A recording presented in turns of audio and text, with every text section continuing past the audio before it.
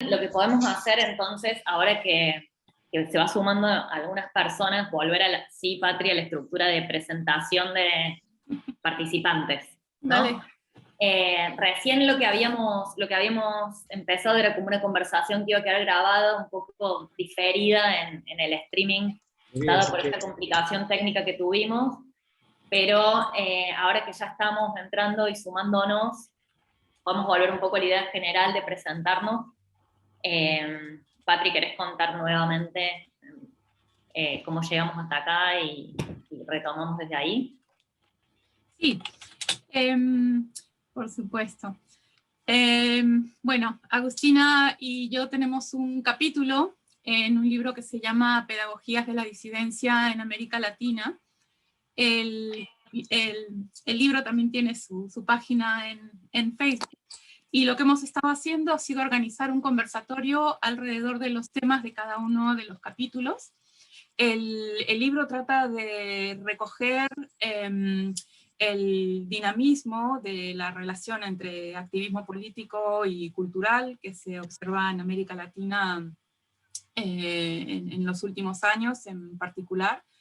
Y el capítulo que nosotros escribimos es sobre fotografía documental, activismo, y entonces por eso quisimos organizar este conversatorio no necesariamente sobre el tema sobre el que escribimos en el capítulo, los casos concretos, sino más bien poner a conversar compañeras que hacen distintos tipos de trabajos y de intervenciones, pero que están relacionadas con esta presencia en los espacios públicos, en apoyo, acompañamiento o dinamización de movimientos o de ocasiones, digamos, de intervenciones en protestas callejeras, ¿no? Entonces es esta la ocasión, y bueno, muchas gracias por estar aquí y también por su paciencia. Una de las cosas que decíamos recién antes de conectarnos, que una de las instancias que nos interesa especialmente es trabajar incluso en este tipo de encuentros como un espacio de reflexión, porque digo, uno de los elementos en común que hay con a quienes invitamos hoy a conversar es que más allá de sus propias prácticas y militancias, comparten espacios de reflexión y discusión sobre lo que hacen, y nos parece interesante también habilitar ese diálogo. Vuelvo entonces, ahora que ya estamos alguna gente mudada acá, como decimos recién por el chat, esto va a quedar grabado y vamos a linkear las páginas de lo que vamos a ir compartiendo también. La propuesta hoy es conversar con Celeste Rojas Mujica, con Jazmín Tesone, ambas, bueno, Celeste es chilena pero vive en Argentina, con Rosa Villafuerte y con Micaela Tábara. Son 4 colegas. El elemento en común que tienen biográfico, así como que las atraviesa a las 4, es que son artistas y que trabajan con alguna vinculación con lo performático o con la imagen y la imagen en movimiento, ¿no? Celeste es artista visual y fotógrafa y realizadora en cine, investiga sobre las formas de construcción de las memorias y los aspectos de la historia política reciente en Sudamérica. Celeste va a estar compartiendo una reflexión general, pero en torno al inventario iconoclasta de la insurrección chilena, que es un proyecto que es una plataforma de internet, una página web, y que tiene otras apariciones, ya nos va a contar mejor. Jazmín Tesone, que es licenciada en comunicación, fotógrafa y editora, trabaja como editora fotográfica en medios gráficos, y actualmente es responsable de fotografía de la revista Crisis, y además trabaja en colaboración con varias publicaciones del CELS. Una de las cosas que nos interesaba del trabajo de Jazmín es su colaboración con la con la coreógrafa Diana Seinblum, que tienen un proyecto que se llama Instrumento para Estallar, que vamos a ver algo en un ratito. Rosa Villafuerte es del distrito del Agustino de Lima, es fotógrafa, activista feminista y barrial, experta y socorrida montajista de exhibiciones de fotografía, y recientemente se ha dedicado a la carpintería. Se inició en la fotografía con experiencia de Tajos, que quizás ella les cuenta mejor, una experiencia súper interesante. Y por último, Micaela Tábara es del distrito del Carabajillo de Lima, Es actriz, pedagoga teatral, activista cultural y feminista. Y es fundadora de la colectiva feminista Trenzar. Muy bien. Un espacio comprometido con temáticas de memoria, identidad de género y derechos humanos. Bueno, en esta, un poco la combinación de estas 4 personas tiene que ver como, nosotros compartimos una pregunta hace un tiempo por mail, un poco recuperando la reflexión o las líneas que habían quedado a partir de este texto que Patri les contaba recién, en el que estuvimos trabajando hace unos años, y que tenía que ver con pensar cómo se despliegan los cuerpos en el espacio público en el contexto de la protesta. Es una pregunta que en contexto COVID obviamente que se reactualiza y que quizás también está bueno para repensarla y pensar también cuáles son las relaciones de estos otros espacios públicos que transitamos ahora, como por ejemplo este. Pensar a partir de cuáles son las imágenes de las protestas que circulan, cuáles son las que hacemos y cuáles son las que faltan. Era un poco una de las preguntas disparadoras que habíamos pensado para conversar hoy. Una de las cosas también que decíamos era que cada una de estas intervenciones va a partir de materiales visuales, pero la idea es que también vaya siendo una conversación y el chat va a ser el espacio para que vayamos levantando preguntas o reflexiones para quienes quieran después hacer sus propios comentarios. Bueno, sin más, entonces arrancamos con Celeste. Dale, hola a todos. Bueno, yo les comentaba a mis compañeras antes de que arrancáramos que no había preparado nada, así que lo que voy a hacer es más que nada compartir desde la palabra y desde la misma plataforma que hace parte del proyecto lo que he estado haciendo y que, como decía Agustina, surge, bueno, como en esta relación entre habitar la protesta y habitar también mi condición como de, bueno, de fotógrafa y artista. Para poner un poquito en contexto, bueno, toda la gente acá supongo sabrá que en octubre del 2019 se inició lo que en Chile se llama el estallido social, que inauguró una serie de jornadas de protesta. Y bueno, durante esos días, como los primeros días de estas jornadas, yo, que vivo en Buenos Aires, me trasladé a Santiago, particularmente por la necesidad como más visceral, pero también como por el interés de estar ahí, en las calles. Y durante esos días se dio un fenómeno espontáneo y reiterado y masivo en diversas zonas de las ciudades de Chile, de las ciudades más importantes de Chile, y que tuvo que ver con este como gesto iconoclasta del derribamiento de los monumentos y así, bueno, no solo del derribamiento, sino de una serie de intervenciones a esos símbolos que hasta entonces habitaban el espacio como, bueno, sí, como objetos inertes. Entonces, o sobre los cuales en realidad nadie prestaba demasiada atención. Y ese gesto que se empezó a repetir y que además provocaba como esta violencia, a mí me llamó mucho la atención, supongo que porque, bueno, trabajo con imágenes y esa violencia hacia las imágenes era algo que inevitablemente iba como a despertar mi interés, pero también porque, bueno, lo que sentí en esa espontaneidad era también como una disputa muy interesante en este espacio, y una disputa hacia lo que estos símbolos representaban y que justamente estaban como en línea con lo que con lo que la gente estaba como queriendo, o sea, como lo que despertaba las protestas, digamos, como lo que se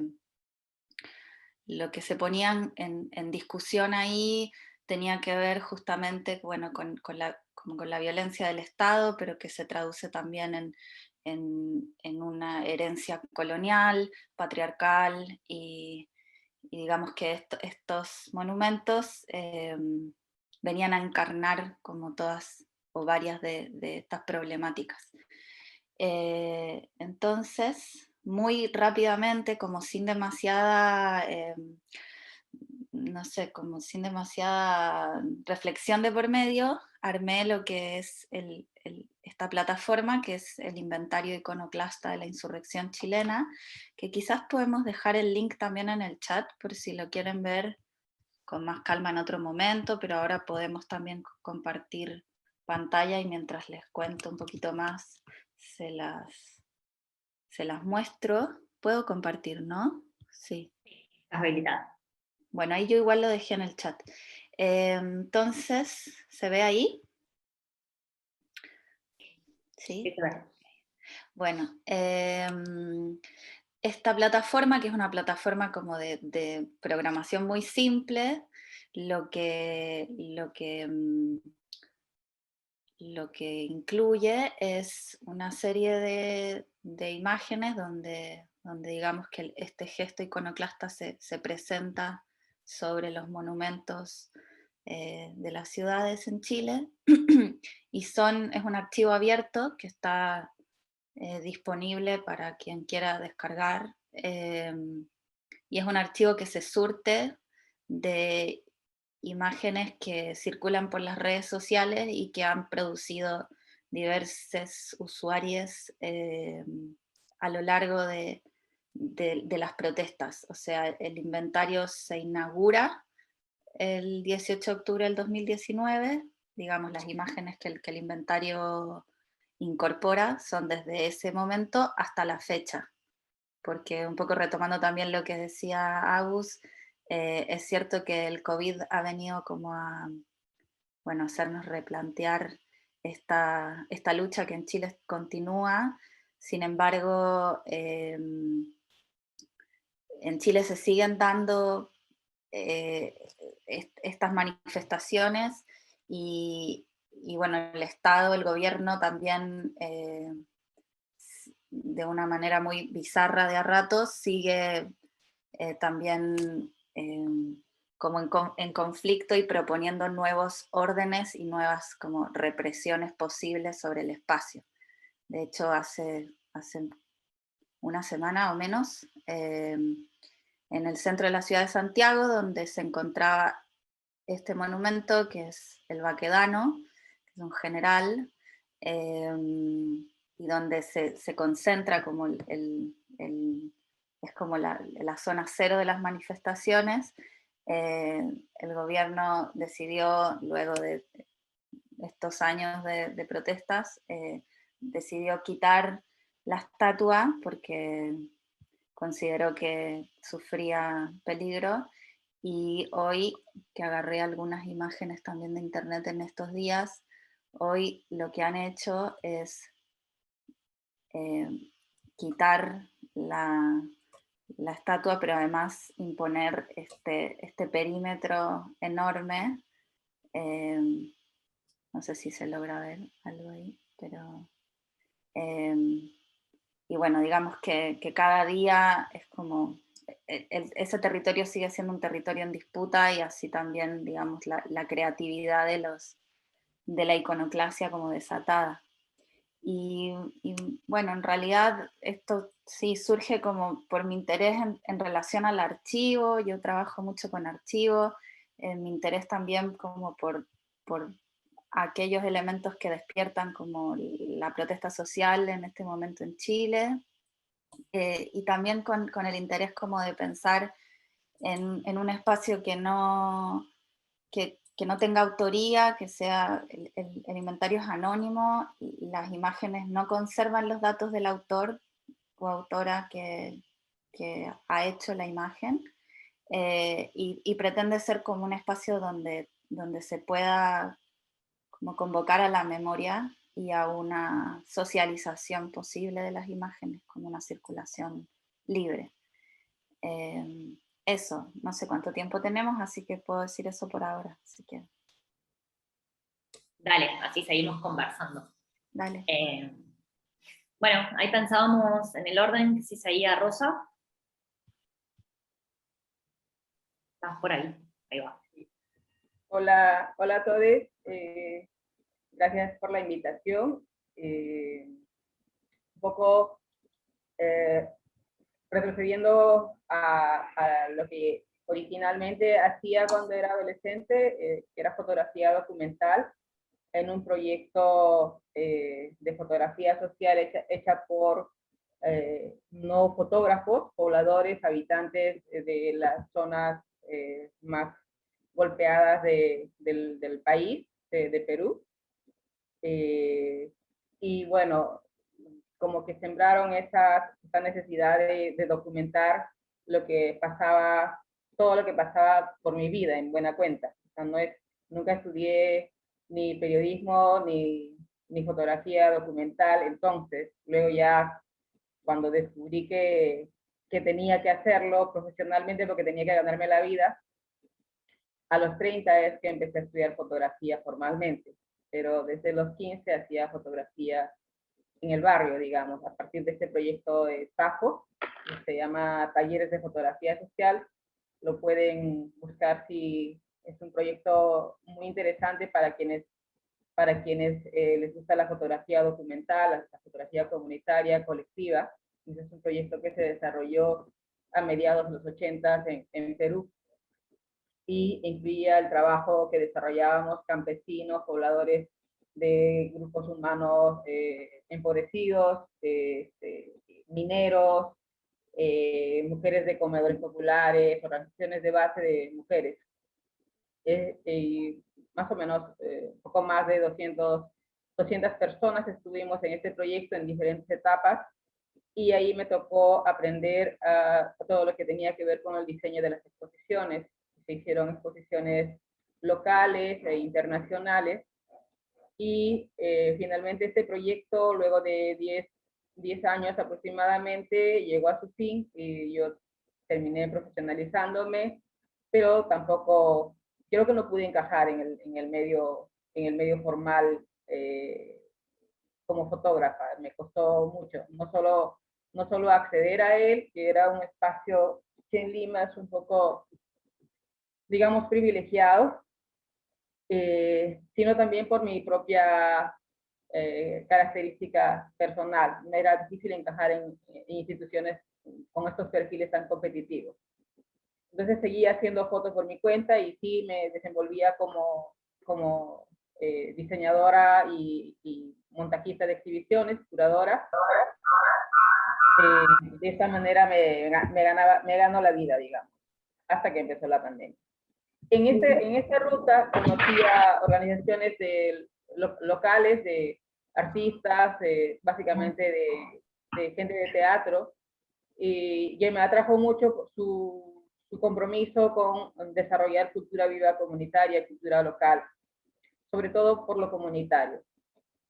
También en mi barrio lo hacían de una manera muy interesante, de la mejor manera posible. O sea, no les pagaban, pero hacían las cosas como si fueran grandes profesionales, dándole espectáculos de calidad a la gente de la comunidad, cosa que normalmente el sistema no lo permite. El pueblo es como que le dan la basura que puedan darle, ya sea en televisión, o si es a nivel de teatro popular, pues van a traer cosas que no tienen mayor contenido, por lo menos no contenido para reflexionar, ni para ver qué nos está pasando en la vida y pensar en posibles cambios.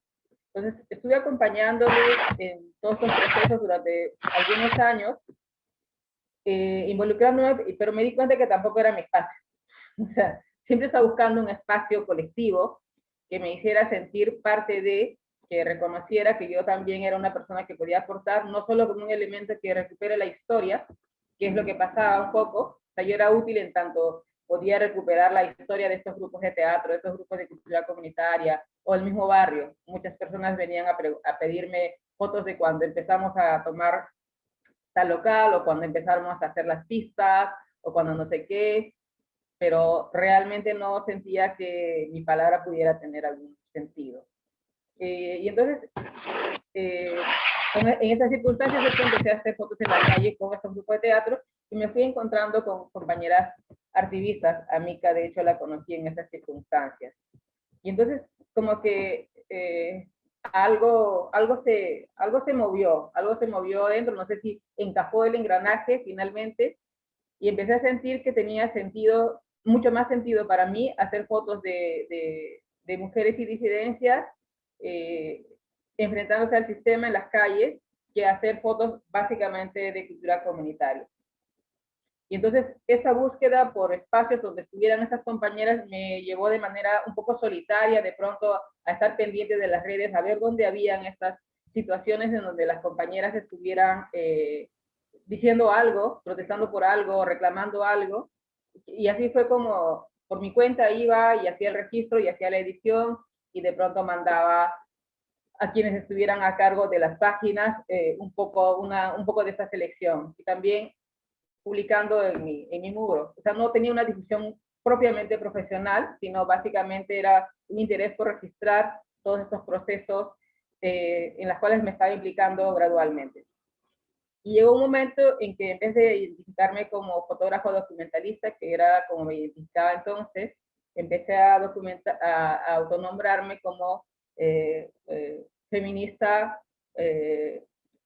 feminista fotógrafa. O sea, antes anteponía ya el feminismo, porque recién reconocí que lo que había vivido casi toda mi vida era feminismo, y que no lo había etiquetado, quizá por temor, quizá por prejuicio, o quizá porque no terminaba de englobar todo el concepto en mi experiencia de vida.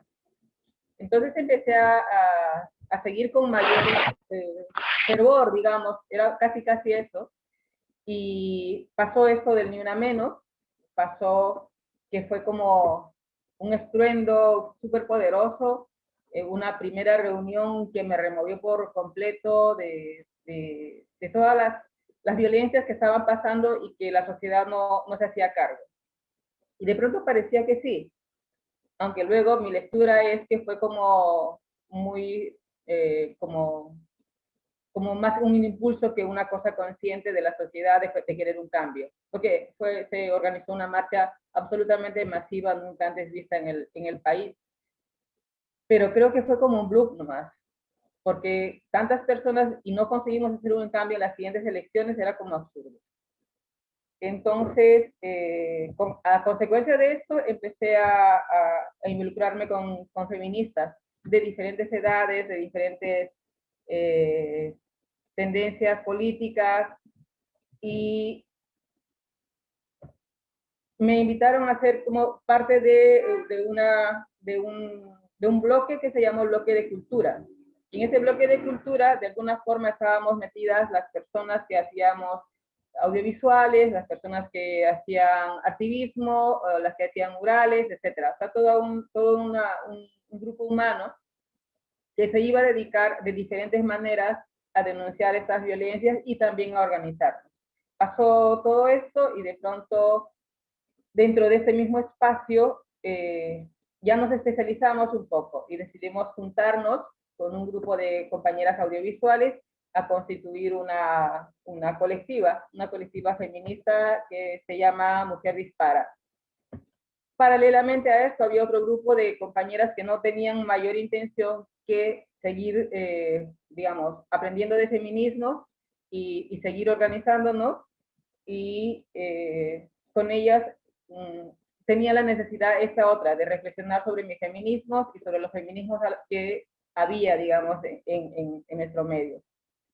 Y con ellas constituimos una colectiva que se llama AUCA Feminista. Entonces yo finalmente podía sentir que estaba realizándome, porque tenía por un lado compañeras que directamente ponían el cuerpo en las calles, y que yo estaba al tanto de cada uno de los pasos de la organización, y por otro lado tenía una colectiva que hacía el registro de estas situaciones. un registro desde dentro, como quien dice. Entonces así ha transcurrido un poco el proceso de mi feminización, digamos, no sé cómo podríamos ponerle una palabra, pero también, sobre todo, reconocer el valor de lo que es la organización de las mujeres y disidencias. Ahora mismo estamos organizándonos dentro de lo que es dentro de este espectro de la pandemia, a seguir, las muertes no han parado, los feminicidios no han parado, y entonces hemos tenido que seguir organizándonos, y ya van 3 marchas que hacemos casi de manera virtual. O sea, la primera fue la del 8 de marzo, justo nos agarró enseguida de la pandemia, pero ya estábamos como con el péndulo de la amenaza de que había una que pensábamos primero que era una mentira, que alguien se la había inventado y que nos querían, lo que querían era atemorizarnos de tal forma que no nos organizáramos más. Pero luego sí se vio con crudeza que estábamos ante una amenaza totalmente real. Y la siguiente organización fue el 28S, que es para nosotros el 28, el día para pelear por el aborto libre. Y la otra marcha fue la del 25N. Entonces, con todo eso hemos ido aprendiendo gradualmente a organizarnos dentro de lo que es la virtualidad.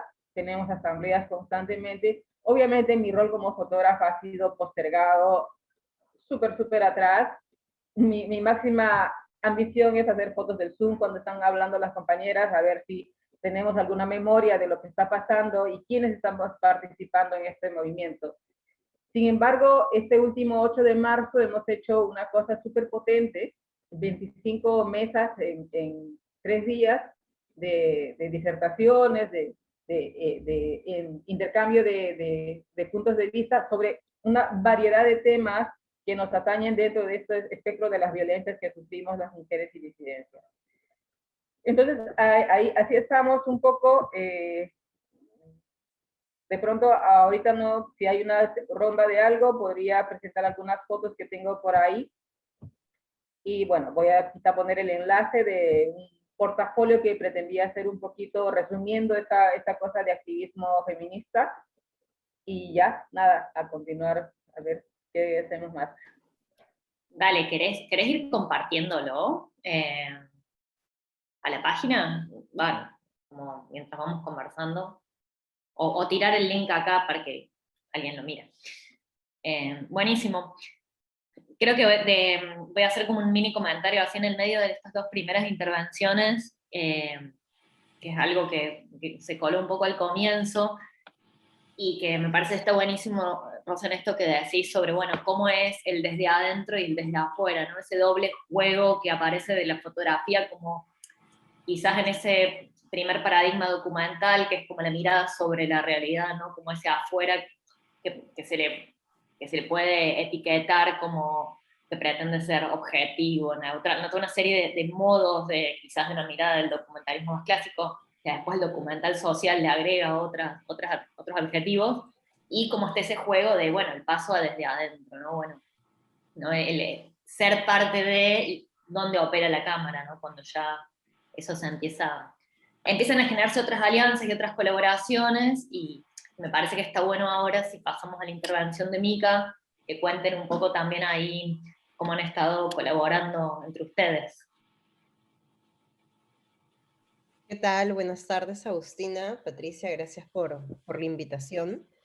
Yo vengo de un espacio que se llama Trenzar. Esta es una colectiva de activismo feminista que está enfocada en sí en el trabajo desde las artes escénicas. En específico, trabajamos desde la performance o desde las diversas performatividades. Encontramos en la performance o en el arte, en el espacio público, disputar inclusive no tan solo las narrativas sociales en las que vivimos, sean estas patriarcales, capitalistas, no tan solo disputamos en el espacio público estas realidades que ya viven y que ya vivimos, o estos imaginarios sociales, sino que además, desde el arte, renombramos la misma protesta social, ¿no? o el mismo quehacer desde las izquierdas, ¿no? Yo me reconozco como una mujer de izquierdas, y también reconozco que mi colectiva es un espacio feminista de izquierda anticapitalista, ¿no? Y entonces, en ese sentido, hemos encontrado también que el propio hecho de hacer política, ¿no? El propio hecho de estar en la protesta social, también es un espacio masculinizado, ¿no? Donde algunas cosas como la creatividad, como el arte, como la música, se ven minimizados. Y lo que creo yo que le ha dado un gran aporte que le ha dado el feminismo a la protesta social es la inclusión de estas narrativas disruptivas, pero además creativas, ¿no? No es una coincidencia que las manifestaciones feministas en específico, como las que vemos en Perú o como las que vemos en Argentina, tengan el cuerpo en el espacio luchando, ¿no? Un cuerpo revolucionario. Entonces el cuerpo, yendo a la pregunta que planteabas, Agustina, al inicio, se convierte también en un territorio político, ¿no? Pero ¿por qué? ¿Por qué es que este cuerpo involucra además muchos estigmas en la sociedad, ¿no? Porque de pronto es, no, ¿por qué están bailando? ¿Por qué salen desnudas? ¿No? ¿Por qué están haciendo estas cosas? ¿No? ¡Qué horrible! ¡Ah, mis ojos! ¿No? Entonces, entonces la pregunta allí sería si es que esto también significa la liberación de este sistema patriarcal que tanto nos ha esclavizado en las diversas cadenas que le ha puesto a nuestros cuerpos y a nuestros territorios de lucha, al final de cuentas, ¿no? En ese sentido, yo creo que el territorio y el cuerpo cuando se unen generan un hecatombe, lo que se diría aquí, ¿no? Todo el tiempo las personas estamos siendo una performance, todo el tiempo las personas estamos siendo algo en el espacio público. Yo me planto en una plaza o en un centro comercial y genero algo, ¿no? No es solamente el cuerpo inerte, sino el cuerpo que está allí propone algo, ¿no? ¿Qué es lo que hace la performance? Es lo que hace el arte o el artivismo. Es que genera imágenes extra cotidianas, ¿no? Genera imágenes que pueden hacer llegar mensajes que tienen que ver con, por ejemplo, para nosotras desde Trenzar, con erradicar la violencia de género o visibilizar la violencia de género, hablar sobre los derechos humanos, colocar el tema de la despenalización de nuestros cuerpos, la despenalización del aborto de nuestros cuerpos en el espacio público, ¿no? Entonces, cuando generas una imagen o generas una performance en el espacio público de un territorio, se convierte esto en una acción política, ¿no? Una acción de protesta social. El encuentro que tiene la performance con el audiovisual o con la fotografía es fundamental, ¿no? Porque sin ese encuentro, muchas de las acciones que se terminarían haciendo, terminarían siendo chiquitas, ¿no? Hay una organización en Brasil que desde hace unos años decía algo así como, si no se transmite en vivo, no es mi revolución, ¿no? Haciendo como un llamado en cómo todas las personas también nos hemos vuelto una especie de reporteros ninjas, ¿no?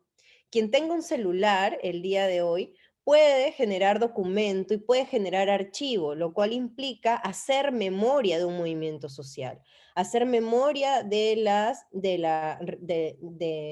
gente en la revolución, hacer memoria de los cambios sociales que las mujeres y las disidencias están haciendo en esta sociedad, ¿no? Entonces yo quería allí como colocar este encuentro entre la performance y el documento o el archivo desde el video y desde la fotografía como una unión importantísima para generar memoria política, ¿no? Creo que sin eso no se podría construir porque al final quienes, como sabemos, están relatando lo que pasa en la calle, termina siendo una prensa conservadora, ¿no? Termina siendo una prensa que le sigue sirviendo al status quo, el cual deberíamos de romper o deberíamos de remover, ¿no? Pero cuando se empieza a generar estos colectivos audiovisuales, estos colectivos de video, estos colectivos de performance, estos colectivos inclusive de música, de batucada, pues se genera toda una corriente que además también rompe fronteras. Por eso, por ejemplo, cuando Argentina hace una movilización, llega inmediatamente en vivo y en directo a Perú, ¿no? O si Perú hace una acción, llega inmediatamente a Chile. Por eso los acontecimientos que estaba contando hace un momento Celeste, ¿no? No terminan siendo ajenos a nosotras, porque también los conocemos y los hemos escuchado, ¿no? Yo, yo quería como colocar esas ideas un poco que se ha hallado, no sé cómo me escuchan. Buenísimo. Buenísimo. También así un poco, ¿se escucha? ¿Sí? Ahí va. Parece, Mica, tu conexión está un poquito floja al final. Pero se escuchó todo perfecto. Una de las cosas... ¿Me escuchan? Sí, está. Se me quedó congelada la imagen. No, una de las cosas que me parece interesante en esto que trae Mica es esta idea de cómo también estas documentaciones o estas nuevas coberturas o registros o estas coberturas desde adentro, que en realidad sería como el reverso de la idea de la cobertura, también generan otros tipos de archivos y otras memorias. Y me quedo con una idea de lo que decías, que me parece que es como una buena entrada para el trabajo de Jazmín, que es esta idea de ver lo que el cuerpo propone, ¿no? Entonces también, digo, en esa performatividad ¿Ahí se escucha?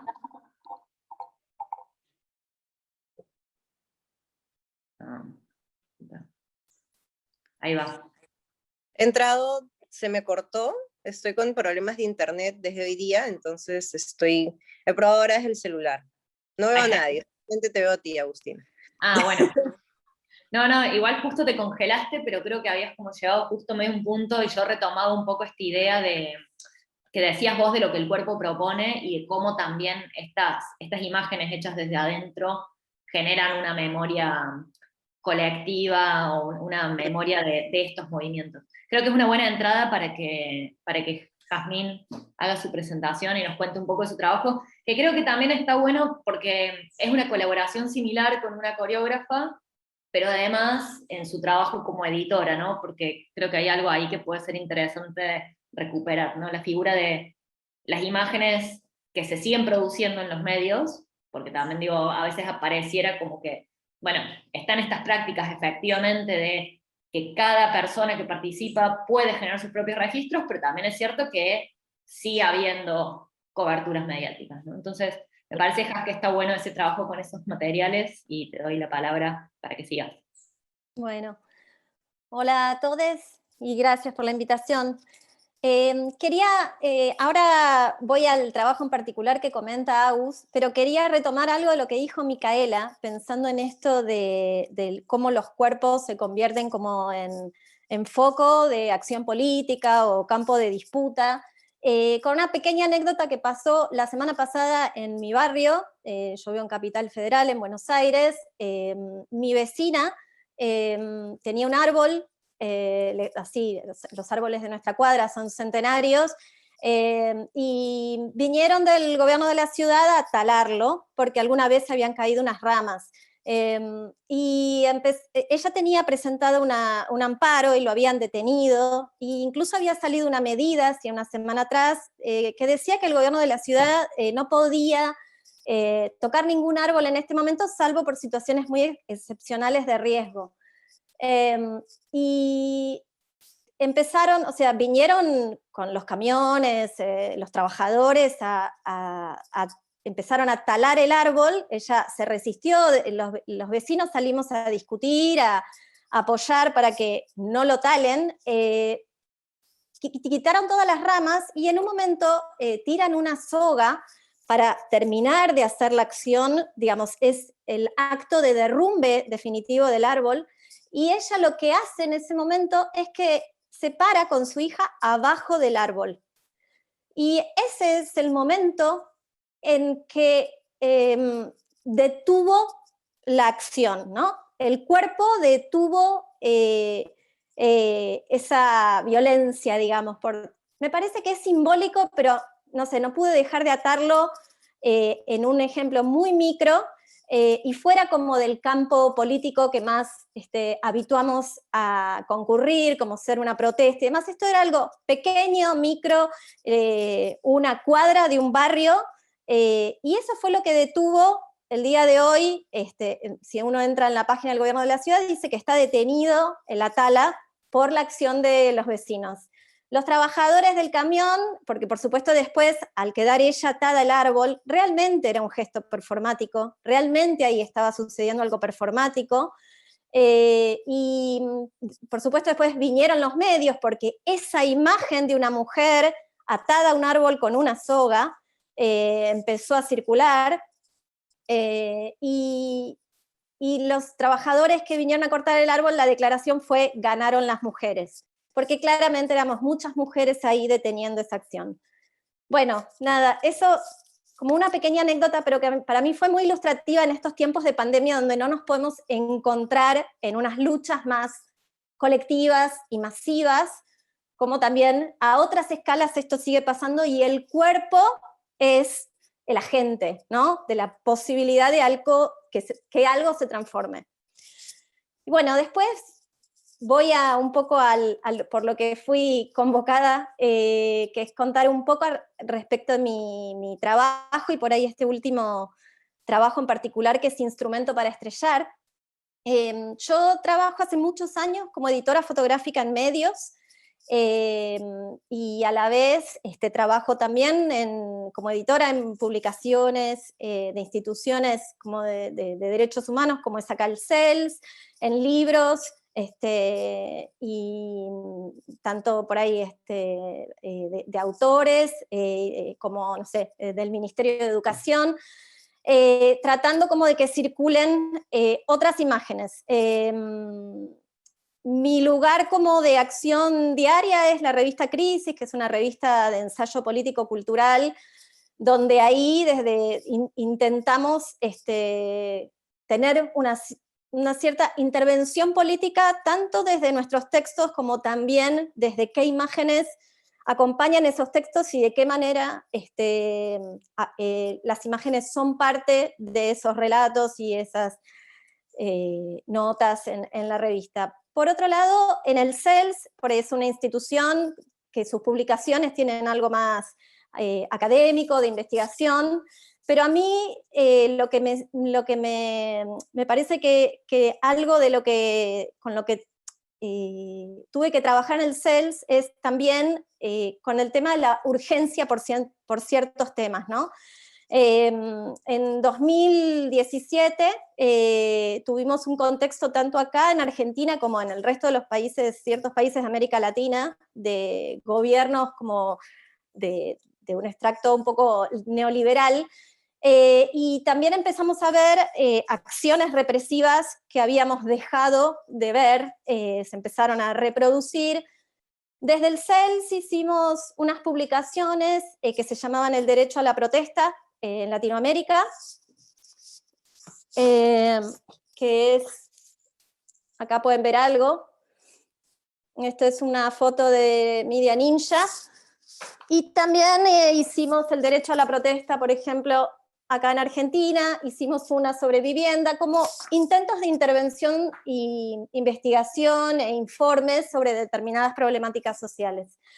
Al mismo tiempo que yo estaba haciendo esta investigación para el derecho a la protesta, una colega, amiga, que es una gran coreógrafa de acá, que es Diana Sheinblum, es invitada para hacer una performance en uno de los centros culturales más importantes, que es el CCK, el Centro Cultural Kirchner, para ser parte de un evento de performance. En este momento el Centro Cultural había sido, estamos hablando de esto en 2017, gobierno macrista, digo, tenía un tinte neoliberal, este gobierno, ella es convocada y lo que pasaba era que el Centro Cultural también era como una especie de corazón de política del gobierno en ese momento. Se usaba el edificio como centro de operaciones políticas también para distintos eventos políticos. Mi compañera Diana me dice, bueno, tengo que hacer algo performática en el Centro Cultural mientras la Argentina se cae a pedazos. En ese momento estaba en discusión una ley que era de reforma previsional, un proyecto muy antipopular, y habíamos tenido una enorme represión en las calles, muy tremenda, con imágenes realmente terribles. Y Diana me dice, me niego a hacer ahí adentro algo estético, algo bello, algo alejado de un intento de intervención política. Yo estaba trabajando con el CELS para esto de esta publicación del derecho a la protesta, y le dije, bueno, teníamos muy poquito tiempo. Le dije, yo tengo estas imágenes, vengo investigando sobre las protestas en los últimos años, y sobre todo como lo que estaba pasando con las fuerzas de seguridad en la protesta, ¿no? Como todavía no había sucedido Chile cuando lo hicimos, pero realmente veíamos multiplicadas esas escenas de violencia. Y lo que hicimos fue, como primer experimento, agarrar esas fotos documentales de distintas autoras y autores de distintos lugares de Latinoamérica y trasladarlos a los cuerpos de los bailarines, que las copian. Esa fue como la indicación para empezar a trabajar. ¿Qué pasa cuando esas imágenes y las imágenes en general eran de cuerpos en el espacio público, en situaciones de protesta, y en general atravesadas también por la intervención de las fuerzas de seguridad en alguna situación represiva? Y un poco la decisión fue, bueno, hagamos en el centro, en este momento, el corazón macrista, algo que muestre estos cuerpos y estas represiones ahí adentro, ¿no? Que la performance tenga que ver con una mirada testimonial, pero de alguna manera donde la ficción también interviene, que me parece que es un lugar interesante para que, no sé, las que trabajamos dentro de lo documental y en periodismo, empecemos a investigar y a explorar mucho más un poco la mezcla entre lo documental y la ficción. Esta foto que está mostrando, por ejemplo, Agus ahora, la documental, es una imagen del 2001, un momento de colapso en Argentina tremendo, y hay fotos que son muy icónicas, digamos, que son hasta conocidas. Acá en Argentina son imágenes que tienen que están varias de las que elegimos dentro de como un imaginario popular. Y lo que hicimos fue poner a los bailarines a trabajar con esas imágenes, y trabajamos un poco con la idea de sustracción. ¿Qué pasa cuando dejamos a ese cuerpo intervenido por las fuerzas, por las tensiones que generan esas fuerzas?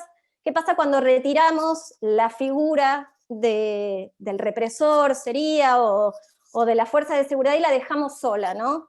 Esa fue un poco la operación, me parece, más importante del trabajo. Para nosotros fue una revelación cuando encontramos eso, porque creo que también algo que pasa es que la abundancia de imágenes que vemos, incluso hoy día con la cantidad de colectivos, digo, más allá de la gente que saca una foto con el celular, la cantidad de colectivos que están en la calle autogestionándose de sus trabajos, sus comunicaciones, es que la hemos naturalizado, esa violencia, totalmente. Es como que le damos like, me gusta, y que pase la siguiente. ¿Qué pasa cuando el cuerpo lo despojamos, lo abstraemos y lo vemos como en un estado puro, e incluso al ser bailarines como en posiciones realmente insoportables? La escena por ahí es insoportable de ver, pero ya nos acostumbramos.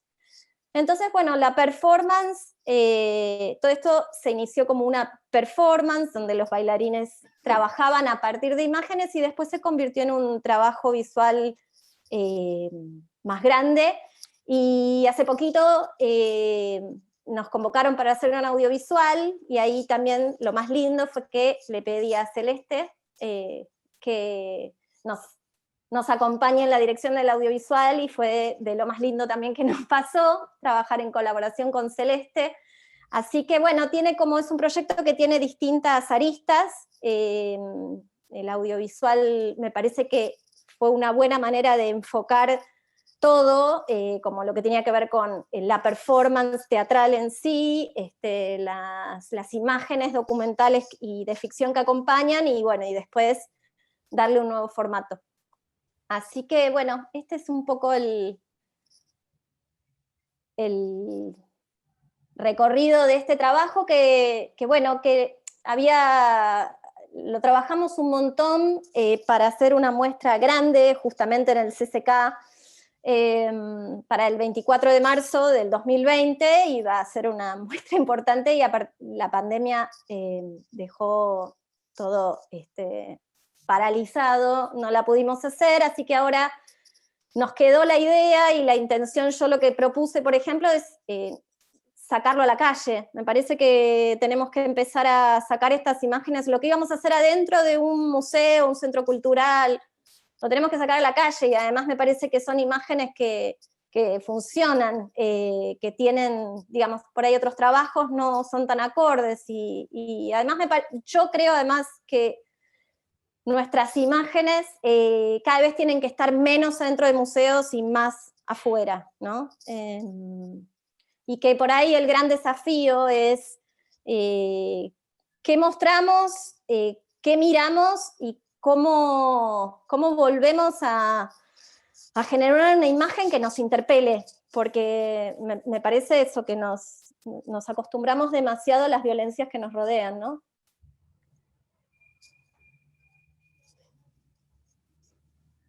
Sí, está bueno porque este punto abre gracias, Jas, por la presentación, y creo que también abre un punto a qué pasa como con esta otra parte de la pregunta, que es como, bueno, vos traías recién esa idea de, bueno, son imágenes violentas a las que le damos like o que circulan, o a veces son imágenes que son buenas fotos, ¿no? Y cómo generamos, o sea, un poco esta pregunta de la imagen que falta, ¿no? ¿Cuáles son las imágenes donde...? Y creo que ahí como editora, bueno, me parece que es una pregunta para quien la quiera agarrar, o para quien quiera seguir ahí, como, ¿qué pasa con estas imágenes puestas en circulación? Digo, pasa también en esta línea que conversábamos recién sobre el registro y el archivo, pasa también esta idea de la obra derivada o de las piezas derivadas, que es como súper interesante también, porque creo que en las intervenciones de las 4 hay algo de lo autoral que también está, más allá de la idea de colaboración o de colectivo, hay algo de que cada emergente de esos trabajos va generando autorías múltiples, ¿no? A veces anónimas, a veces rastreables, a veces no. No sé, para quien quiera agarrar la pelota por ahí. Yo quería comentar algo que me quedó como sonando ahí en relación a lo que decía Jazmín, que tiene que ver como con esto del gesto de sustraer. Bueno, justamente por el hecho de que trabajamos juntas en el audiovisual del proyecto, yo estuve como muy empapada como de este concepto que para Jazmín y para Diana eran como muy relevantes en este ejercicio que desarrollaron, pero es interesante porque creo que en el caso como de la operación que ellas realizan, ese gesto de sustraer está dado como por eso, como de ir despejando, por ejemplo, las fuerzas represoras y ver cómo sostiene ese cuerpo reprimido su propia fuerza, y entonces hay como un volver a pensar la imagen como quitando algunas cosas de encima, y yo pensaba, porque también el gesto de sustraer, pero quizás agarrado desde otro lado, es algo sobre lo cual reflexiono también al momento de hacer el inventario, y que en mi caso tiene que ver con quizás el inventario adquiere como más potencia en la medida en que acumula, pero también el gesto sustractivo en ese caso está dado por pensar, bueno, como esa superacumulación de imágenes que circulan y circulan y circulan y siguen circulando constantemente en las redes, por ejemplo, ¿no? Como cuando yo pensé lo del inventario, sentí que no tenía ningún sentido hacer las fotos yo, por ejemplo, dado que en realidad como que no paraban de aparecer imágenes como sobre lo que estaba aconteciendo, porque ocurría que esto que Agus al comienzo mencionaba cuando empezamos, como de que un poco esa disociación entre quien protesta y quien registra se desdibuja, y entonces me parecía como interesante justamente como sustraer de esa circulación masiva de las imágenes fotos que ya estaban haciéndose y que se producían, y que bueno, era como volver a ponerlas en un lugar para pensarlas nuevamente. Entonces creo que esta cuestión como del sustraer es bien interesante, incluso por lo que ustedes proponían o nos propusieron cuando hablamos por primera vez, como de, bueno, cómo miramos esas imágenes que existen y qué imágenes faltan, y bueno, no sé, me quedo como dando vueltas de esto. Eso.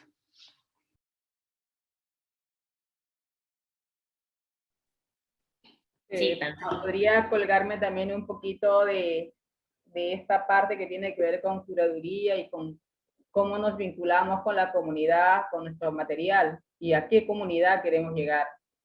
Hay un tema aquí en Perú que cuando hablas de arte, cuando hablas de performance, cuando hablas de teatro, hablas de un público específico mucho más privilegiado y con acceso y posibilidades de ir a un teatro, de ir a un cine, a una galería. Cosa que un poco, si miras bien la realidad, no es así. O sea, hay una gran cantidad de la población que ni siquiera es que se va a aproximar a barrios en donde tradicionalmente se desarrollan estas actividades, que además cuestan plata. O sea, generalmente acá la cultura y el arte no son gratuitas. Es muy raro encontrar un evento de calidad gratuito. Es muy raro. Entonces, no hay una costumbre, no hay una cultura de ver esto. Entonces, cuando viene hacia la comunidad, cuando hablaba de los grupos de teatro locales que hacen cosas con altísima calidad, también me refería a eso. En la comunidad que no tiene dinero, tiene también derecho a disfrutar de un buen nivel de cultura, de un buen espectáculo, de una buena muestra. Durante un tiempo en Tajos, cuando estuve en este proyecto que les mencioné temprano, hablábamos de eso, de llevar las fotografías a quienes las habían desarrollado, o los escenarios a donde habían sido desarrollados. Entonces hicimos muestras itinerantes en elementos que la comunidad pudiera reconocer. Por ejemplo, hicimos unas exhibiciones en estos triciclos. No sé si le ubican los triciclos estos que son como carretillas en donde la gente lleva a vender cosas, y en algunos sitios venden chatarras, en otros sitios venden frutas, tienen múltiples usos, pero básicamente es para negocio. Entonces decidimos llevar las fotografías colgadas como si fueran accesorios de venta, en marcos a sangre, colgadas como con ganchos, con alambres, hacia los mercados, por ejemplo, hacia los mercados más populares, ¿no? Y de esa manera llegaba la persona encargada de ir ese día, como quien llega a hacer su negocio al mercadillo, empezaba a montar las fotos, las colgaba, las ponía, y obviamente no estaban a la venta. Básicamente era para que la gente de la comunidad se reconociera en esas fotos, porque finalmente eran fotos de la comunidad. Entonces, el primer gesto de las personas, cuando identificaban a alguien que reconocía, que estuvieran fotografiadas, era eso, ¿no? Empezar a buscarse entre ese material que estaba exhibiéndose. Pero después venía el mensaje que era la intención de fondo de cada una de estas muestras, que era reflexionar en qué condiciones vivían. Y entonces, uno naturaliza las carencias. Si no tienes pista, pues te acostumbras. Si no hay este teléfono, pues te acostumbras. Y así, vas naturalizando estas múltiples violencias estructurales, digamos, esas carencias. Entonces, cuando las pones en una fotografía, en un formato grande, bien presentada, de una carencia local, de una calle tuya que está ahí abandonada, de pronto la gente reflexiona y dice, oye, deberíamos hacer algo, ¿no? O sea, podemos hacer asambleas y ver si nos organizamos como comunidad. En buena cuenta, mucho del material que se trabajó en estos talleres servía para eso, para reflexionar sobre las condiciones en las que vivíamos y si podíamos generar algún cambio. Y los campesinos hicieron lo mismo. Llevaban tocaba siembra de papas, pues las rumas de papas sembradas, el momento de descanso, alguien sacaba un paquete con las fotografías que se habían impreso en formato de 40x50, etcétera, y las regaba en el campo y a ponerse a hablar sobre estas fotos, que tenían que ver con su cotidiano también. Y con esa forma también que tienen de naturalizar la muerte. Por ejemplo, la muerte es muy cercana, es como parte de la, que debería ser así en realidad, es como parte del binomio muerte-vida. Y lo toman con mucha naturalidad. Entonces, los entierros, etcétera, acompañan a sus muertos, están al costado ahí los cuerpos. Entonces, me ha distraído el comentario de la persona de Blanca. Entonces, solíamos interactuar de esta manera, de alguna forma las fotografías nos servían, no como en esta galería a que el campesino, el agricultor nunca iba a llegar, ¿no? Porque como mucho llegaba al pueblo, si es que llegaba, a comprar productos, pero a una galería, incluso a la ciudad, buscar el parque, el centro cultural, donde podría ver el material, no lo iba a hacer probablemente. Entonces, una forma de llevar todo este material a quien correspondía, a esa gente que nunca iba a tener acceso, pues era llevarlo con unas estructuras que fueran adaptables al medio. O sea, que fueran atractivas, no que fueran esos banners de plástico impresos en donde tú ves los anuncios de diferentes productos que no te llaman la atención. Tú ves un grupo de estos parados en unos parantes, vas a mirar de reojo casi y te vas a ir de largo. Pero si haces una buena presentación, atractiva, tal como lo harías en una galería, pues va a llamar la atención, van a reflexionar, van a tener cuidado de observar con detalle y comentar y juntarse entre sí y mirarse y decir, mira, sí, ahí estamos. Entonces yo creo que hace falta este tipo de posibilidades para la gran mayoría de la población que menos recursos tiene. O sea, los que tenemos menos recursos también tenemos derecho a la cultura, tenemos derecho al arte. ¿Por qué la mayoría de gente no piensa en ello? O sea, pensamos más para la tribuna, para de alguna forma los medios masivos que nos sacan artículos interesantes, las revistas que nos sacan interesantes artículos, pero no para esta otra población que muchas veces ni siquiera tiene acceso a Internet. O sea, o Internet de tan mala calidad que no le provoca buscar esas cosas, sino va a ver películas o lo que sea. O sea, ni siquiera es que buscan enlaces para ver muestras de arte o muestras de fotografía o muestras de danza. Básicamente va a buscar la película más popular o más comercial que le estén vendiendo. Entonces, de pronto podríamos considerar esos elementos también para difundir nuestra obra en esos espacios.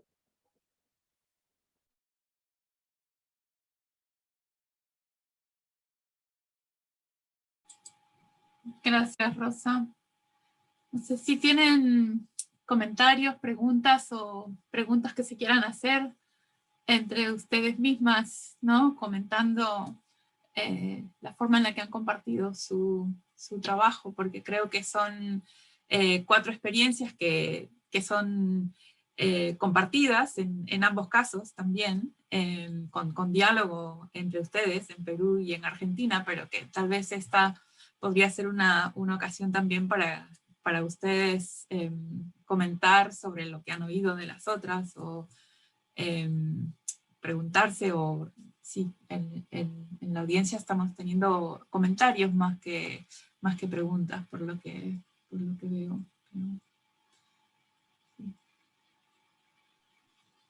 Sí, si alguien quiere tomar también la palabra de hacer una pregunta a alguien del público, siendo que estamos acá y se puede, Sí, también pueden, si se animen. Acá hay una pregunta sobre las fotografías en los colegios, o en espacios educativos más en general.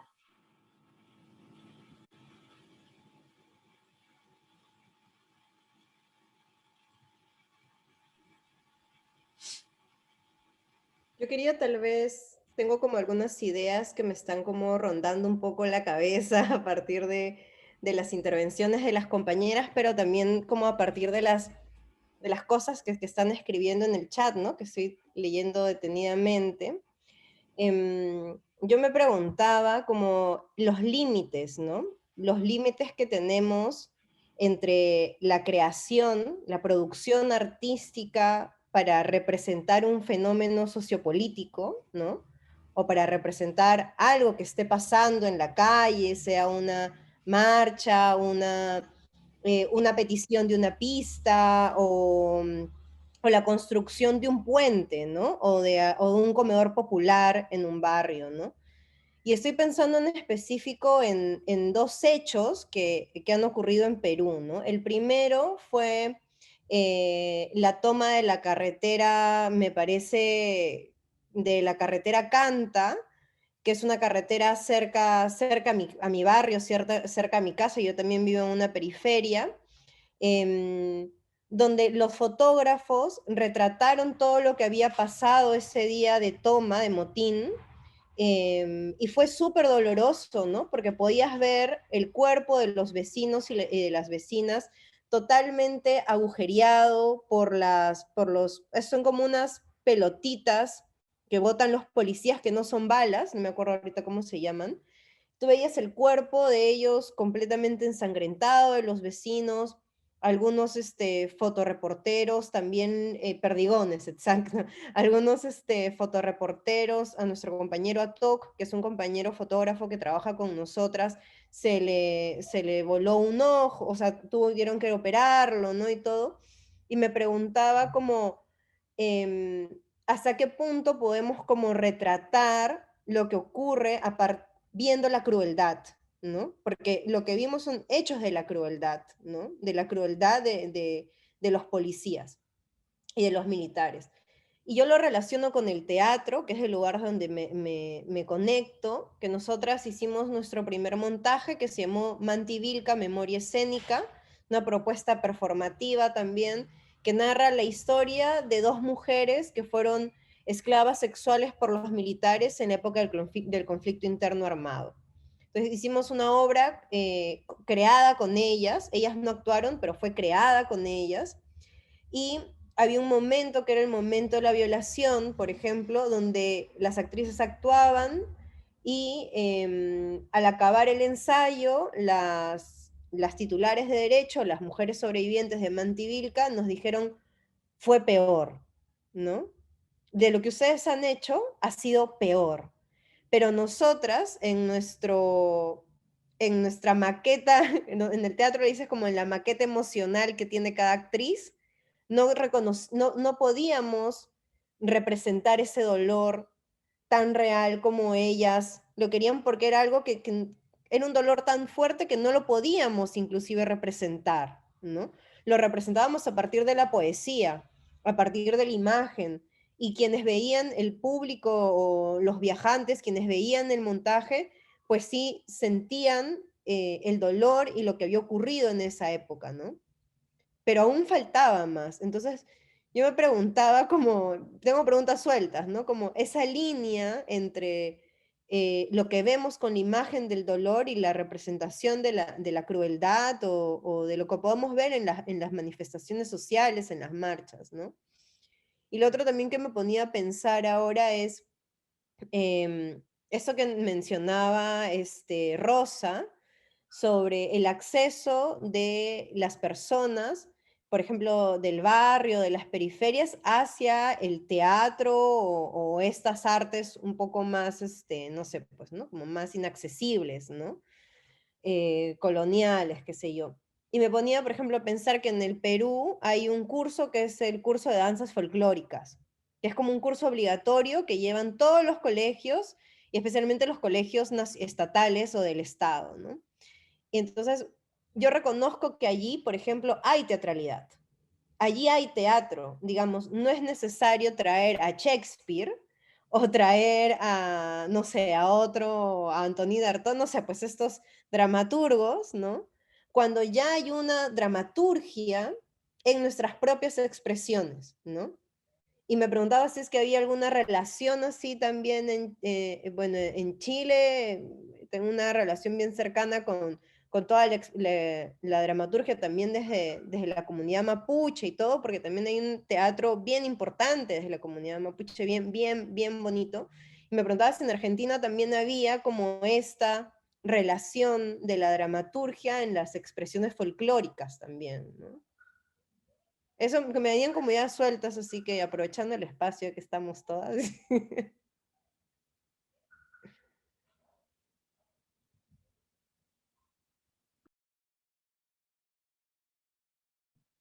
Sí, yo hago un mini comentario. No, bueno, ahí hay alguien que pide la palabra directamente.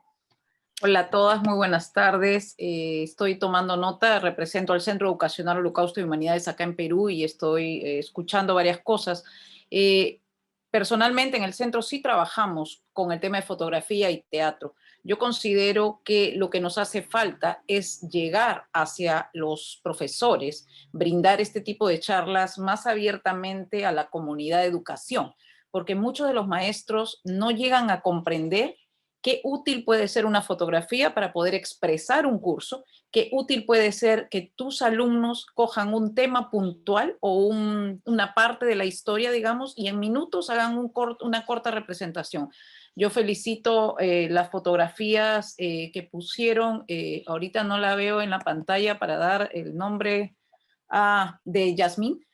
Es muy rápidamente con su fotografía poder entender qué sucedió, sin capaz necesidad de ver la noticia, porque ella puso un paralelo para que nosotros nos hagamos una idea.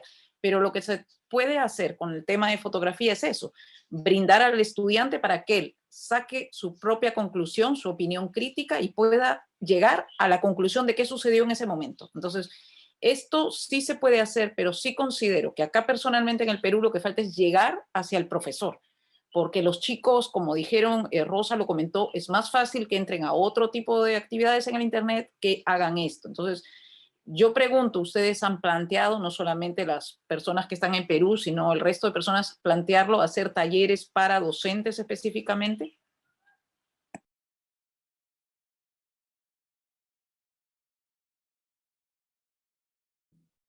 ¿Alguien quiere levantar esa pregunta? O no sé, ahí justo en el chat había alguien que contestaba algo en relación en esta línea. Yo quería después comentar algo en relación un poco a esto que están diciendo de las imágenes y el universo de la educación. Pensé que por ahí Micaela, como estaban preguntando específicamente en Perú, por ahí iba a decir algo y después cuento una experiencia acá. Por ejemplo, en Perú, yo trabajo directamente con varios docentes y he trabajado también hace años, yo hace años ya no trabajo en aulas escolares de colegio ni de primaria ni secundaria, soy profesora de superior, de diplomado, pero cuando he enseñado en colegios, lo que también he encontrado es el estigma hacia la profesora de teatro, ¿no? Como el lunar, ¿no? Como que la profesora de teatro es el lunar que entra al colegio, ¿no? Rebeldosa, como tiene también varios estigmas que son bien graciosos también y es bueno irlos rompiendo. Pero en específico yo trabajo un curso con los docentes de una plataforma que tiene UNICEF, que es Derechos Sexuales y Reproductivos a través del teatro. Cómo el teatro no es solamente la expresión del cuerpo, sino cómo el teatro puede coger otras ramas para poder enseñar de una manera más didáctica, más divertida también, ¿no? No porque las otras áreas no lo sean, sino porque creo que el teatro tiene una característica importante que es el juego. Sin juego no hay teatro, sin imaginación no hay teatro, ¿no? Sin jugar con la imaginación no hay teatro. Entonces, ha sido bien interesante unir los derechos sexuales y reproductivos con el teatro y crear una guía metodológica para docentes. Porque primero es un tema muy complicado y de mucho tabú acá en Perú, mucho tabú. Y segundo, que tampoco hay herramientas que puedan explicar en 3 palabras qué puede significar esto para las diferentes edades, ¿no? Entonces esa es mi experiencia en el aula, ¿no? Y con docentes en específico. En el caso de la fotografía y desde donde empecé, yo sé que han habido experiencias de talleres de fotografía con niños y adolescentes, recientemente con cámara pinhole, esta cámara estenopeica, como un recurso no solo lúdico, sino también seguro, porque hay espacios en donde la seguridad física y material puede ser un problema. Y entonces alguien que se arriesgue a llevar equipos fotográficos no va a contarla. Entonces hacían estos talleres con esa estrategia, digamos. Luego, antes sí hubieron talleres más dirigidos a estudiantes de educación superior. Fue uno de los talleres más interesantes que hubo en los 80 fue los talleres de fotografía social de la Universidad de San Marcos, en donde registraron todo el proceso previo al ingreso de los grupos terroristas hasta que ellos llegaron un poco a imponerse en ese centro de estudios. Pero todo ese proceso y la historia, digamos, el hilo, hasta la entrada de Fujimori. Entonces fue como, otra vez, la fotografía desde dentro, el documento desde la experiencia de vida.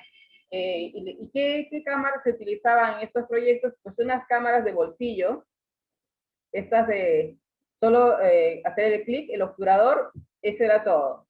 O sea, eran unas Yashica T3 que se utilizaban. ¿Y qué te enseñaban en un taller de estos? Pues a mirar por el huequito, por el visor, y que lo que tú quisieras estuviera dentro de eso que estabas mirando, y hacer el clic. Porque el revelado y todo el resto del proceso lo iban a hacer otras personas. Entonces era como que el aprendizaje se daba a partir del visionado del resultado de ese registro, digamos. Era prueba-error, ver tus imágenes y tú ser capaz de hacer una autocrítica a ver si realmente estabas consiguiendo registrar lo que tú habías vivido. Entonces no tenía nada que ver con un reportero gráfico que tenía otro criterio, otro punto de vista. De hecho, una anécdota simpática de cuando yo empezaba era que vino un fotógrafo profesional bastante alto, era un holandés, que vino a hacer un reportaje a mi barrio, al Agustino. Bueno, yo tenía mi Yashica T3. El tipo tenía una Minolta, una Minolta de medio formato, creo que tenía una Rolleiflex también de medio formato, además de cámaras de 35 milímetros. Tenía como 6 cámaras el tipo colgadas en los hombros. Y venía a un barrio como el mío, que es un barrio totalmente inseguro desde siempre. Entonces hubo que contratar a todo un equipo de gente para que pudiera cuidarlo, porque realmente nos ponía a todos en riesgo. ¿Para qué? Bueno, estaba haciendo un reportaje para el Der Spiegel. Entonces, claro, o sea, entre una Yashica T3 y esto, o sea, obviamente las personas iban a actuar también para él de alguna manera, no iba a hacer un registro propio de lo que estaba, de la realidad, porque cuando tú ves a alguien así, no sabes qué hacer, ya pierdes toda naturalidad, o sea, los pobladores pues se ponían a posar o directamente no miraban a la cámara o trataban de esconderse, que no es lo mismo que alguien que está desde dentro, que reconocen como parte de la comunidad, y que ya no hay esa impostación, digamos. Claro que habrá alguna, pero no de la naturaleza en que puede producirle un fotógrafo profesional. No sé a qué vino esto. Disculpen. Yo me cuelgo un poquito ese comentario, Rosa, porque también volviendo un poco a esta idea del comienzo sobre qué pasa con las cámaras en el espacio público, y me acordaba en esto que contás de una anécdota que contaba un fotoperiodista varón de acá, de Argentina, que era que cuando él estaba haciendo un ensayo de un barrio popular, iba con su cámara Leica y con sus lentes, un equipo pequeño pero muy caro, y que en el barrio una vez alguien le dijo, acá no venís con la cámara que llevas a la cancha, ¿no? Pensando como en el lente grande, de que en el imaginario de, esto es algo que una vez conversamos con Jas a partir de su trabajo, de también el imaginario y la coreografía del cuerpo de quien está en ese espacio con la cámara como un objeto, ¿no? esto que decías vos recién, levantar una cámara en el medio o levantar un teléfono corporalmente genera una situación diferente. Y lo que él decía es como si supieran que la del diario, si me la roban no me importa, y esta Leica mía vale más. O sea, pero hay algo como del objeto y de la importancia de ese objeto operando en esa situación, ¿no? Como, es como interesante lo que contaba. Y bueno, y Has, volviendo un poco a lo de lo educativo, que creo que Has quería contar algo. Tuve la suerte, porque para mí fue como bisagra en mi vida, participar en 2014 y 2015 de una experiencia como iniciada por el Ministerio de Educación de Nación de ese momento, que tenía que ver con pensar la transmisión de un montón de temáticas desde la escuela, desde las imágenes. Para eso elaboraron un archivo fílmico, se le llamó un archivo fílmico pedagógico, era una caja que contenía una selección de 30 películas argentinas, latinoamericanas y de distintas nacionalidades que abordaba distintas temáticas que permitía en secundarios y profesorados, eran como herramientas para el docente para trabajar problemáticas, no sé cómo decir, desigualdad, discriminación, desde otro lenguaje, que no sea el manual, el texto. A continuación de eso se hizo un libro fotográfico que también tuve como la suerte de participar, donde se convocó a 15 fotógrafas y fotógrafos de acá, se hizo como un cuerpo de imágenes federal de cómo era la realidad de la educación pública en Argentina desde nivel inicial hasta, digamos, hasta secundario, pero pasando también por contextos carcelarios, cómo era la educación en todas sus manifestaciones, la educación pública que teníamos en ese momento, ¿no? Y era un libro exclusivamente de imágenes retratado por 15 miradas distintas, en paisajes y escenarios totalmente diversos, desde una escuelita en un pueblito con 10 chicas y chicos hasta, no sé, la orquesta generada en otra provincia. La riqueza era enorme y lo que se hicieron fue 40.000 libros desde el Ministerio de Educación y se distribuyeron gratuitamente en todas las escuelas del país, ¿no? Lo que hicimos con esos materiales, después desde el Ministerio y en conjunto con Flaxo, que es una organización de acá, es darle como un taller, en ese momento había como unas formaciones para docentes, dar un taller de cómo trabajar con esas herramientas y cómo acercar esos materiales para trabajar diversas problemáticas en clase. La devolución de los docentes, porque además esto era 2015 y era virtual para que los docentes de las provincias puedan tomar el curso, y la verdad que fue una experiencia preciosa porque había una devolución de las docentes diciendo que no estaban acostumbrados a trabajar con imágenes para transmitir conocimientos, siempre es desde otro lenguaje. Y fue, la verdad que abrimos un caminito, en 2015 hubo cambio de gobierno y ese programa lo cerraron, pero la verdad que fue un inicio de algo y para mí fue una experiencia buenísima, fue además poner en conjunción un poco el universo fotográfico con el universo educativo, como que yo siento que tenemos que tejer más redes, somos como un poco también lo que dice Rosa, ¿no? Sobre todo además dentro de determinados universos, el campo, como ciertos campos quedan como divididos, los libros de fotografía es como para cierto público, lo mismo un poco que pienso que la fotografía tenemos que sacarla a la calle, me parece que está bien, acá existía la posibilidad desde un ministerio de imprimir 40.000 libros y distribuirlos gratuitamente, pero bueno, son acciones que me parece que son transformadoras. Para mí fue una experiencia de las inolvidables. Y me parece que es bueno unir esos mundos. Sí, me gusta mucho el rumbo que ha tenido la conversación a partir también de preguntas de quienes nos están acompañando ahora, que es como este reclamo, ¿no? Y esta necesidad de acercar estos recursos allí donde se ejerce, digamos, la pedagogía cotidianamente, ¿no? Como parte de una misión y cómo todas estas intervenciones desde el campo del activismo, del arte, tienen mucho que contribuir. De hecho, es parte digamos, la voluntad y la intención con la que ustedes salen a las calles o sacan sus cámaras, ¿no? Hay esta intención de compartir, de empujar transformación, que es algo que muchos maestros, docentes en el aula también tienen y quieren hacer, ¿no?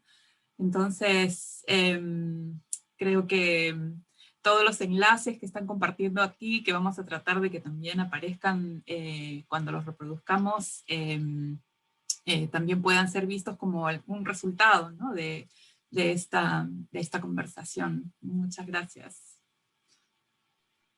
Sí, creo que también es interesante, así Patri, pensando esto que comentábamos, que el libro donde iniciamos esta conversación, colaboración, se llama Pedagogías de la Disidencia, y hay algo de lo pedagógico que siempre vuelve, ¿no? Y cómo esa pregunta por la pedagogía del oprimido vuelve a tener vigencia, y volver a esas lecturas, volver a Freire, y pensar todos estos proyectos que están comentando, me parece que tienen como todavía mucha vigencia, y también pensando esa relación con, sí, la educación, la escuela pública, la educación no formal o en talleres, pero también pensaba cómo, a partir de un comentario que hacía Micaela, cómo también lo que sucede mucho en Argentina, o en Buenos Aires y en Córdoba, y pensaba que quizás en Lima también, es que en estos espacios de intervención también aparece mucho la pegatina de otras imágenes, ¿no? Entonces también la ciudad empieza a tener como referencias a,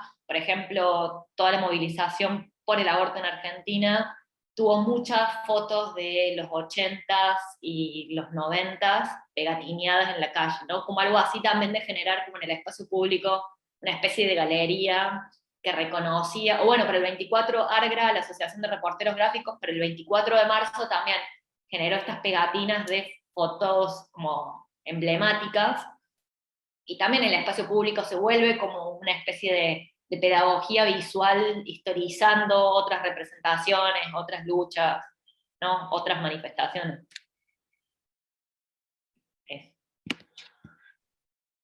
Quería sumar una referencia más como en esa línea, porque, bueno, en Chile durante las protestas también como que empezó a aparecer, bueno, mucha referencia a las imágenes como de la represión en la dictadura, porque había como una relación ahí como muy literal con lo que estaba aconteciendo, pero además pasó algo que es que las mismas fotos, como la protesta ha tenido un gran trayecto en este tiempo, las mismas fotos que se produjeron, no sé, los primeros meses, reaparecen luego pegadas en las calles para que sean vistas por quienes siguen protestando, y entonces la calle se vuelve como ese territorio como sí, como de miles de capas que se superponen como para que se piense sobre lo mismo. Y hay un proyecto bien interesante que es bastante nuevo, pero que es también una página web en Chile que se llama La Ciudad como Texto, y que creo que ahora voy a buscar el link, pero creo que es lo mismo, laciudadcomotexto.cl creo que es, y que hace referencia como a distintos puntos. Es todo un registro en un solo día como de toda la avenida principal que recorre el centro de Santiago, y que va como anclando sobre algunos puntos referenciales esta cuestión como de ese espacio para volver a pensarlo, y que ha sido como el recorrido de las protestas y de esos despliegues, digamos, de las manifestaciones en el espacio público.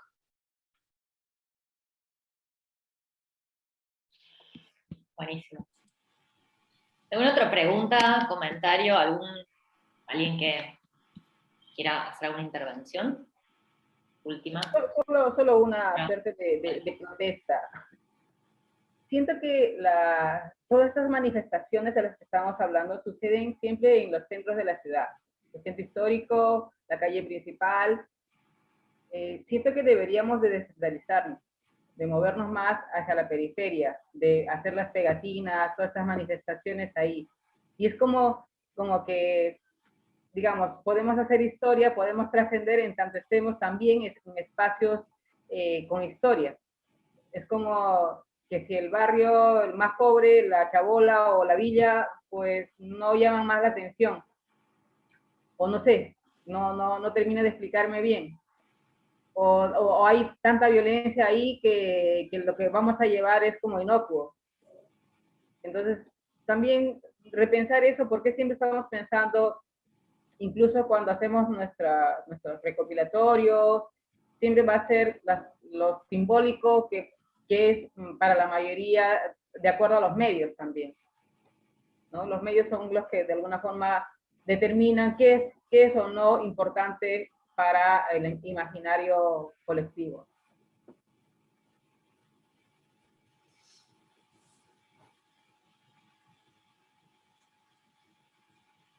Gracias, Rosa, por ese comentario. Ahora yo también quisiera responder un poco a eso, diciendo que hay mucha actividad también, ¿no? en la periferia, que está allí. Y que me parece bien importante también cómo cada vez van apropiándose y usando más todos los recursos a su disposición para mostrar esas expresiones y hablar sobre sí mismos, ¿no? Y creo que lo que también tenemos que hacer es tejer también esos puentes para que lo que se hace allí sea visible, no solo allí, sino en todas partes, pero el que busca encuentra también, ¿no? Esa es otra cosa que es importante señalar, porque no es que allí no pasa nada, pasa mucho, ¿no? Y además tiene sus canales de expresión, como tú bien sabes y conoces, ¿no? Entonces, no sé si nos queda más que agradecer, bueno, a Agustina por la conducción del evento, a Celeste, a Yasmín, a Micaela y a Rosa por haber compartido su experiencia y sus ideas en esta conversación que vamos a publicar tanto en la página de YouTube de IDES como en la página del libro. No sé si Agus quieres decir algo más. No, para mí, esto que decía al comienzo, un poco